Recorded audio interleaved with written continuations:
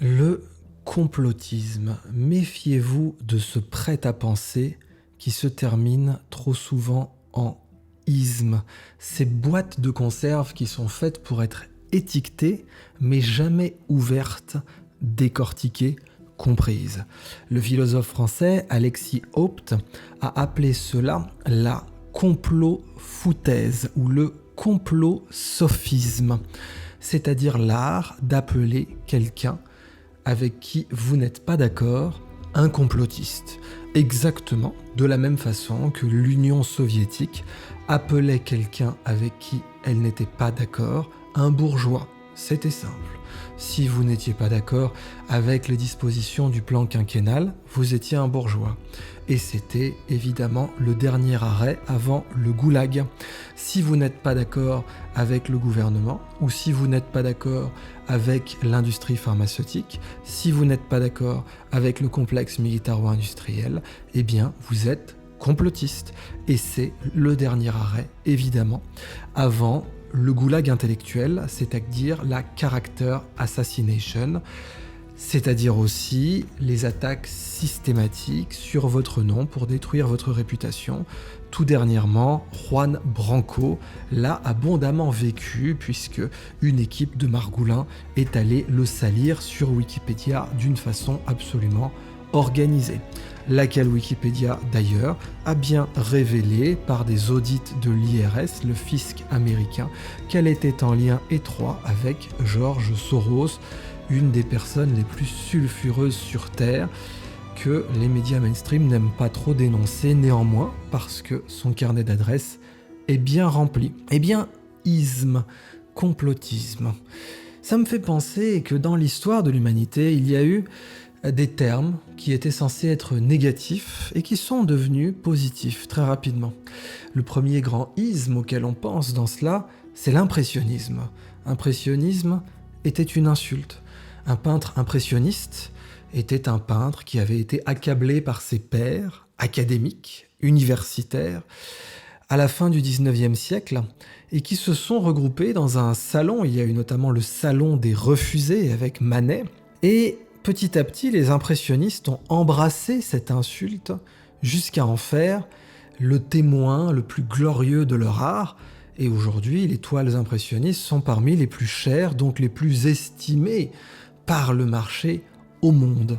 L'art gothique, c'était une insulte cela aussi. Et je déplore qu'en France on l'appelle l'art gothique alors qu'en fait c'est un art français. Ce terme a été inventé à la Renaissance pour critiquer son aspect flamboyant, excessif, en contradiction avec la simplicité grecque. En particulier, à la fin du XVIIIe siècle et au début du XIXe siècle, l'art gothique était considéré comme le plus moche et très peu de temps après, il va être considéré comme le plus beau avec sa renaissance gothique à travers tout le XIXe siècle qui va donner le Parlement britannique mais aussi le Tower Bridge et qui va donner Notre-Dame de Paris avec Victor Hugo. Victor Hugo était un grand admirateur de cet art gothique. Mais du temps de Napoléon, pendant son sacre, eh bien, il fera entourer Notre-Dame de Paris d'un décor en carton-pâte et en bois pour la faire ressembler à un temple grec, ce qui ne manquera pas d'ailleurs d'exaspérer le pape, puisque on transformait une cathédrale en temple païen. Impressionnisme, c'était une insulte, c'est devenu un compliment, et même quelque chose d'infiniment précieux. Art gothique, c'était une insulte, c'est devenu aujourd'hui le nom régulier des splendeurs qui ont été construites au Haut Moyen-Âge. Et vous avez plein d'autres cas comme ça. Les Daft Punk.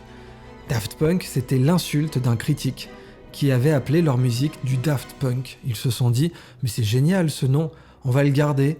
Et ils sont devenus multimillionnaires et multiples disques de diamants avec ce nom qui était une insulte, mais qui, en étant embrassé par eux, est devenu un compliment. Enfin, on a Big Bang.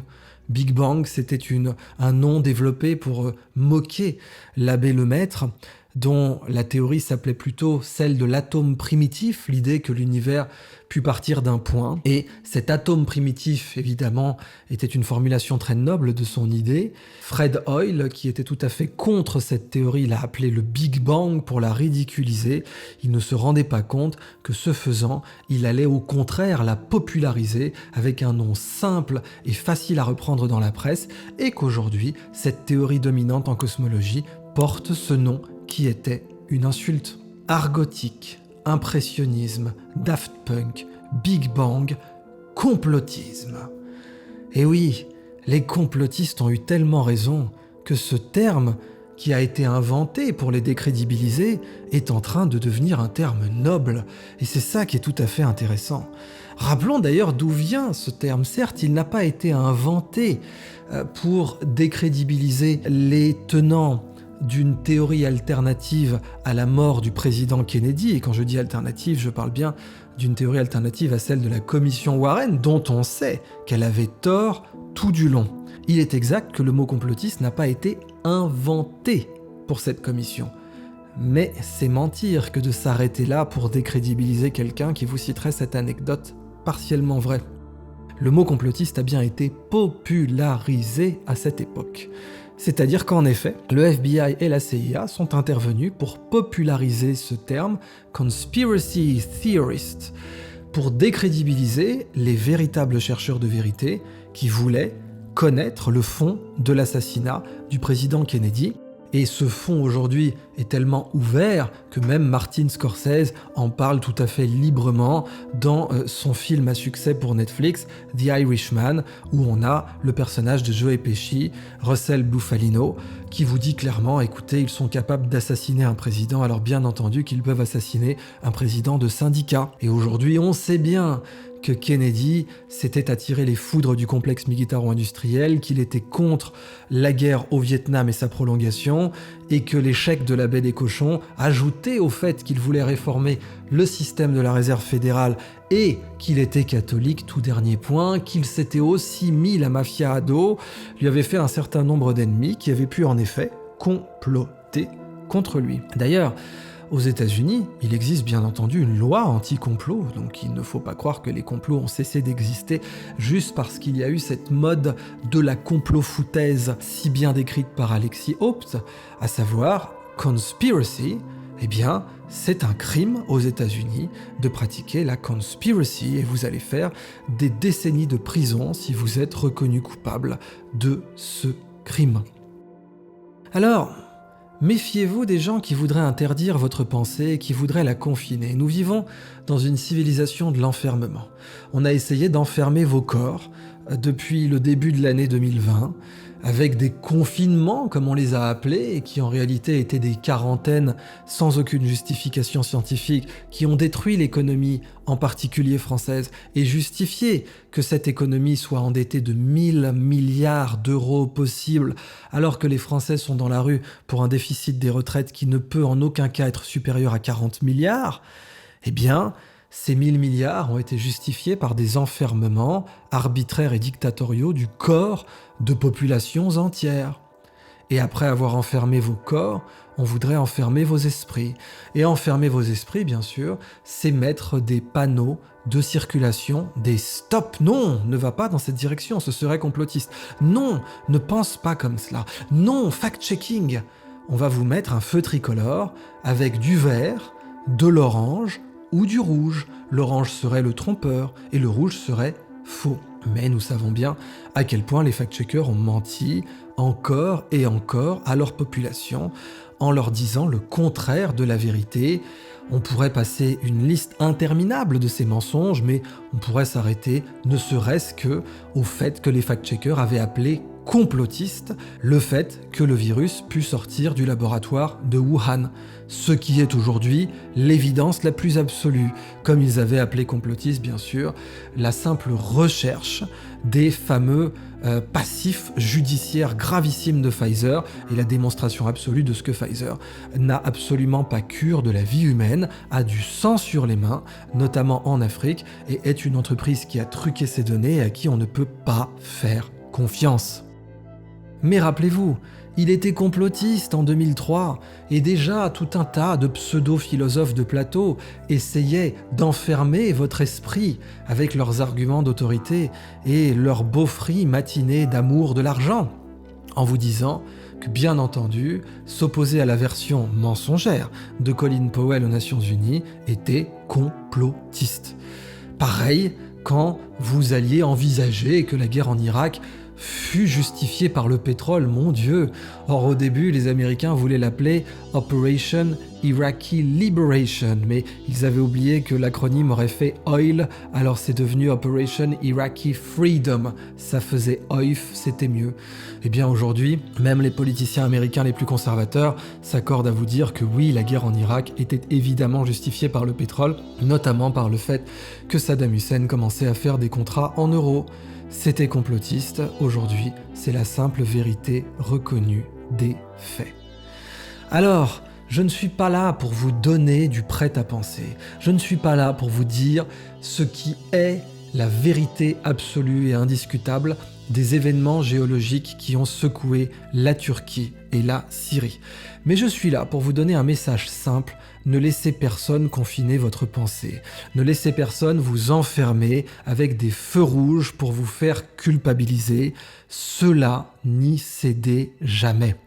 Alors oui, vous avez deux façons d'enfermer la pensée. Vous avez le bâton, bien sûr, de dire stop, c'est complotiste, de dire que Colin Powell avait tort aux Nations Unies. Eh bien non, Colin Powell avait bien tort, c'était la vérité. Mais l'autre façon, c'est de ridiculiser. Par exemple, de vous mettre dans le camp des platistes, des gens qui pensent que la Terre est plate et donc évidemment qu'il n'y a pas de décalage horaire et tout un tas d'autres folies. Ça aussi, c'est un moyen de vous décrédibiliser. Maintenez la médiété aristotélicienne, le juste milieu, car c'est là que se trouve la sagesse. Je ne vais donc pas vous dire une vérité révélée sur la Turquie, je vais vous demander de maintenir un juste milieu.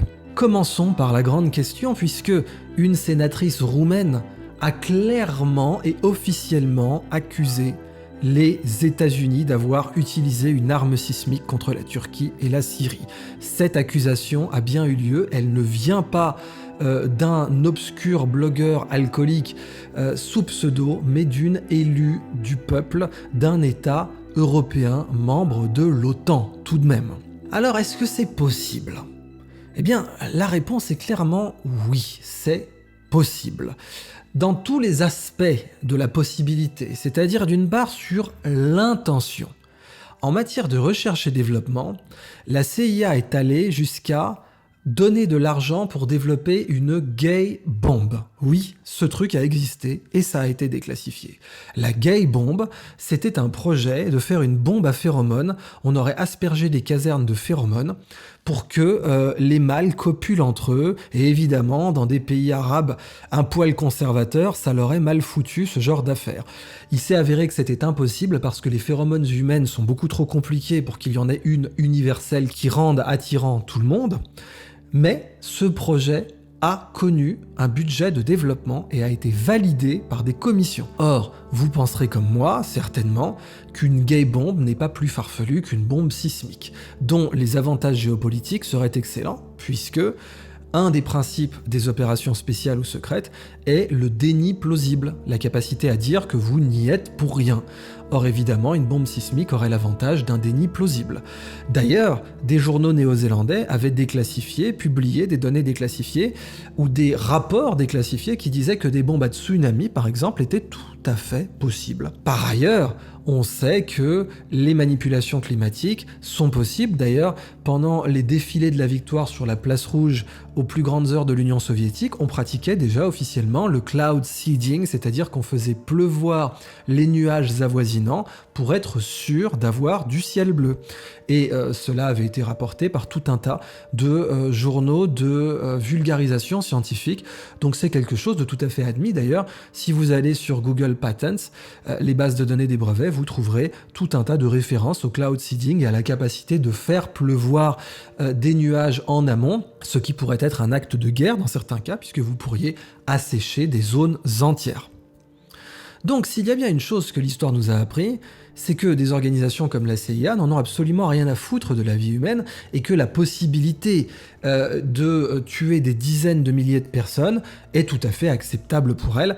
Prenez par exemple l'opération MK Ultra, MK pour Mind Control avec un K, et l'opération Midnight Climax, durant laquelle la CIA a intoxiqué des gens au LSD sur le territoire américain, ce qui est complètement illégal, et a observé leur réaction dans le cadre d'une opération plus vaste qui cherchait tout simplement à contrôler l'esprit des gens, comme d'ailleurs certains gangs en Amérique du Sud arrivent à le faire aujourd'hui en employant notamment des dérivés de la datura pour droguer quelqu'un afin de l'amener devant son banquier et lui faire retirer son argent. Ces choses sont tout à fait possibles. Or, si on revient au complotisme, eh bien, dire que les Américains avaient fait sauter le Nord Stream a été clairement étiqueté comme complotiste par tous les médias beaufs de France. Mais les gens qui avaient gardé leur esprit libre et non enfermé savaient très bien que à qui profite le crime, bien entendu, à l'OTAN. Et je peux même pas en tenir rigueur aux Américains. Si j'avais été à leur place, j'aurais très certainement fait exactement la même chose.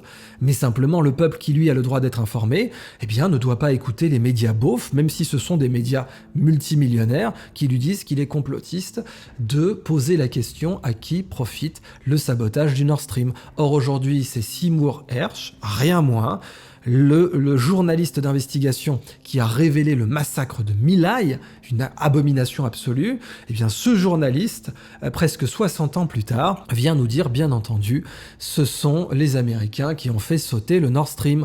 Et il n'y avait pas le moindre doute là-dessus, encore une fois, pour toute personne dotée d'un esprit d'investigation un peu affûté. En parallèle d'ailleurs, rappelons que Ursula von der Leyen a dit officiellement qu'elle considérait la réputation des États-Unis comme impeccable et qu'il n'y avait pas la moindre chance qu'ils eussent pu faire une chose pareille. Eh bien, Seymour Hersh, qui a vu le massacre de My Lai, me semble avoir quelques désagréments avec la très controversée et sulfureuse Ursula von der Leyen. Mais je ne veux pas verser dans l'anti-américanisme primaire, et je ferai volontiers une vidéo sur le rôle de pilier géopolitique que les États-Unis jouent à l'heure actuelle dans les relations internationales, même si malheureusement ils en abusent très volontiers. Quoi qu'il en soit, c'était complotiste de dire que les États-Unis avaient fait sauter le Nord Stream. Aujourd'hui, c'est simplement l'explication la plus plausible et la plus probable. Alors, concernant les tremblements de terre en Turquie, vous avez bien entendu tout un tas de raisons de penser que c'est un événement géologique naturel. Et ces raisons sont abondantes et j'aurais tout à fait tort et je serais malhonnête de vous les cacher. C'est une zone sismique, bien entendu, il y a un passé sismique très important dans la zone et le fait qu'il y ait des répliques n'est pas quelque chose d'anodin. Mais dans l'autre sens, il serait tout à fait faux et mensonger d'enlever, d'écarter, d'éliminer immédiatement et sans autre forme de procès, la possibilité que ce fut le fruit d'une bombe vibratoire ou d'une technique pour faire résonner les sols. D'ailleurs, Nikola Tesla s'y était profondément intéressé et il était parvenu, dès les années 20, à faire trembler des bâtiments entiers avec de tout petits résonateurs, puisqu'après tout, si vous connaissez par des méthodes informatiques la fréquence propre d'un système, vous pouvez l'amener à résonner de plus en plus, à augmenter son amplitude d'oscillation, jusqu'à provoquer le point de rupture. Or, si Tesla était bien capable, à lui seul et sans le soutien du gouvernement, de faire trembler un immeuble entier à New York au début du XXe siècle, vous devez bien imaginer qu'une certaine recherche, en particulier militaire, donc confidentielle, a été menée sur le sujet depuis. Ce qui est intéressant, c'est que même dans le monde civil, l'industrie du fracking, donc la capacité à récupérer les gaz de schiste et les pétroles bitumineux en craquant le sol avec de l'eau infusée de produits chimiques à forte pression, eh bien cette industrie en fait a développé des techniques pour sonder les sols, évaluer et estimer leur fréquence propre, et notamment donc des méthodes pour l'analyse de la réflexion et réfraction des ondes sismiques. Et d'ailleurs, pour la petite histoire, ça a même donné le système d'autotune. Autotune, c'est une marque déposée comme Frigidaire ou Kleenex, si vous voulez. Et l'autotune a été inventé par un ingénieur des pétroles qui travaillait pour ExxonMobil, donc anciennement Esso, donc anciennement la Standard Oil des Rockefeller. Andy Hildebrand étudiait la réflexion et la réfraction des ondes sismiques pour l'exploration pétrolière pour l'industrie du fracking. Et en analysant ces signaux, il a développé l'autotune. Donc, de la recherche par essai-erreur de la fréquence propre d'un système de génie civil par Tesla pour le faire trembler au début du XXe siècle jusqu'à aujourd'hui, en effet, la science, qu'elle soit civile ou militaire, a fait des progrès considérables. La Turquie a toujours été un allié loyal et fidèle de l'OTAN, mais dans les 10 dernières années, en particulier avec le coup d'État contre Erdogan, dont on sait qu'il a été orchestré par la CIA, et dont on sait que c'est Poutine avec qui Erdogan n'était pas du tout en bons termes, pourtant il lui avait abattu un avion de chasse, dont on sait que c'est Poutine qui a sauvé Erdogan, eh bien, on peut effectivement se poser certaines questions, mais rappelez-vous, le principe des opérations secrètes et spéciales, c'est toujours ce sacro-saint déni plausible. Et c'est à vous de tirer vos propres conclusions. Et j'espère bien que les personnes qui suivent ma chaîne vont être divisées, ne vont pas toutes penser de la même façon. Que certaines vont dans les commentaires me dire moi je pense que c'est un événement naturel pour le tremblement de terre en Turquie, et que d'autres vont me dire je pense qu'il existe une chance assez importante que des armes secrètes aient été déployées, puisqu'après tout, ces armes secrètes ont été envisagées et ont même été testées dans certains cas par des civils comme Nikola Tesla. En conclusion, ne laissez jamais votre esprit être enfermé. Pendant des mois, on nous a dit que l'affaire du portable de Hunter Biden était une théorie du complot russe. Or, elle s'est avérée être complètement exacte. Et pire que cela, pendant les mêmes mois, on nous a dit que toute hypothèse selon laquelle Twitter avait conspiré, car c'est bien cela le terme, comploté, pour empêcher cette affaire de sortir, était aussi une théorie du complot. Or, Elon Musk a révélé avec les Twitter Files que, en effet, le FBI avait comploté avec l'élite de Twitter à l'époque pour empêcher cette affaire de sortir, interférant par là même dans les élections américaines, ce qui est une violation gravissime de démocratie. Eh bien, des armes de destruction massive en Irak, que tous les philosophes de plateau abrutis de l'époque vous disaient être une évidence absolue. De ces armes, du discours de Colin Powell, à Nord Stream, en passant par l'affaire du portable de Biden, eh bien, répétitivement, on a dit à des gens qu'ils étaient complotistes alors qu'ils ne faisaient que pratiquer le journalisme d'investigation. Soyez des journalistes citoyens, ne pensez pas tous pareil, et rappelez-vous cette excellente phrase du général Patton, quand tout le monde pense pareil, c'est qu'il y a quelqu'un qui ne pense plus.